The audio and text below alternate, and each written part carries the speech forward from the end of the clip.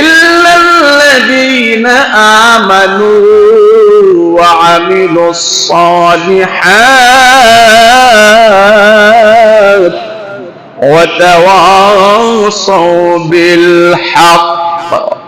সৎ পথের উপদেশ দিবে, সৎ পথে চলবে। দুইটা শব্দ, একটা হলো মানুষকে শুধু উপদেশ দিব, নিজে চলবো না এমনটা না।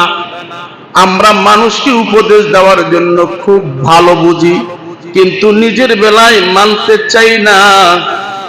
এরকমের লোক আছে না নাই? কথা বলেন। অন্যকে উপদেশ দিই, ভাই এই পথে চলবা, এই পথে খাবা, এই পথে হাঁটবা, কিন্তু নিজের বেলা নাই, নিজের বেলা নাই। এই জন্য আল্লাহ তাআলা কুরআনুল কারীমে অনেকটা আয়াত আমাদেরকে শোনায়া দিতেছেন, লিমা তাকুলুনা মা লা তাফআলুন। সুবহানাল্লাহ। তুমি ওই কথা মানুষের কাছে বলিও না যেই কথা তুমি নিজে আমল করো না,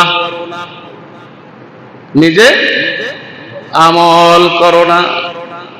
আমার ভাইরা, উপদেশের বেলায় আমরা অনেক পণ্ডিত, নিজের বেলায় বুঝি না। এমনও হয় নিজের বেলায় যখন আসে তখন হই উকিল, অন্যের বেলায় হই হাকিম। বুঝেন নাই? নিজের বেলায় হই উকিল, অন্যের বেলায় হই হাকিম। কেমন যে নিজের বেলায় যখন অন্যায়টা অন্যায় হয়েছে, এই অন্যায়টাও আমরা দেখতে চাই না, তখন শুধু যুক্তি দাঁড় করাই, ওকালতি শুরু করি। আর অন্যের বেলায় যখন হয় তখন হুকুম দেই, না এই কাজটা তুই করছো, তোর সাজা হবে, ঠিক কিনা? কথা বলেন, ঠিক কিনা? আমাদের অবস্থা এই জন্য আল্লাহ বলতেছে, তারা ব্যতীত যারা ইল্লাল্লাযীনা আমানু ওয়া আমিলুস সালিহাত ওয়া তাওয়াসাউ বিল হাক্কি ওয়া তাওয়াসাউ বিস সাবর।